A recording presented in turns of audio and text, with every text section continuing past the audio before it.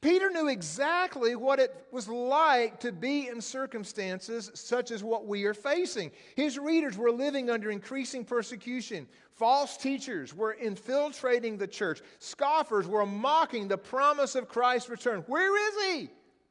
Where is he? And the culture around them was hostile to biblical truth, yet Peter did not end his letter with panic. He ended with peace.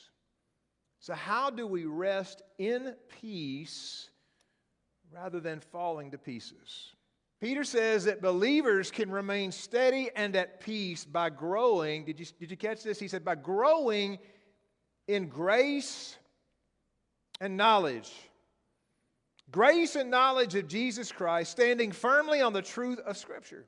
And Peter said, although the world around you looks like it's falling apart, you don't have to fall apart with it. You can rest in peace, and not just under a tombstone, mind you.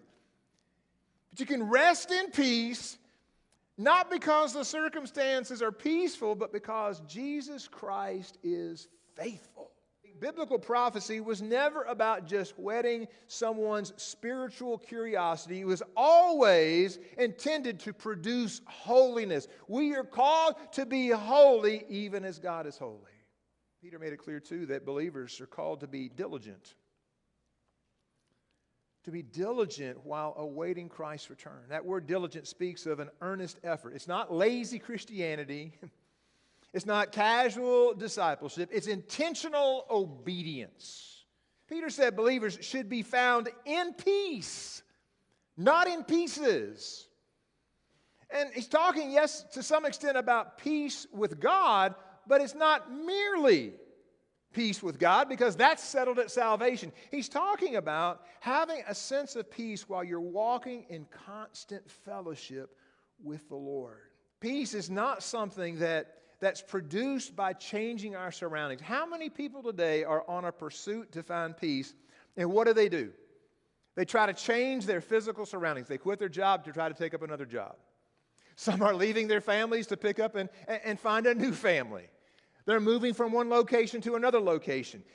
They're trying to change their surroundings, thinking that somehow, some way, if I'm in a different situation, a different scenario, I'll find the peace I'm looking for. And guess what? It never happens, does it? It's not about what's on the outside. It's all about what's on the inside. Peace is connected to obedience. So true peace comes from living in that faithful obedience, not some kind of cultural compromise. We have to stop and ask ourselves, are we truly pursuing holiness? Are you becoming more like Christ? You know, if Jesus returned today, would he find you faithfully serving him, doing what God has called you to do? The greatest preparation for Christ's return is faithful obedience this day. The day the Lord has made. And sadly today, in some circles, there are some professing Christians who no longer are asking, well, what does Scripture say? But they're rather asking, well, what does culture prefer? Listen, that is the wrong question to ask. If you ask the wrong question, you will get a wrong answer. It's not about what our culture prefers. It's about what God has said, what God has established. Truth. Truth is fixed. And when we start saying, well, what does our culture prefer? Then all of a sudden we're giving in to the possibility of truth being adjusted, truth being redefined, our truth being modified and even softened. And Peter said that kind of distortion leads to destruction. So as Christians, we must guard against being carried away by error.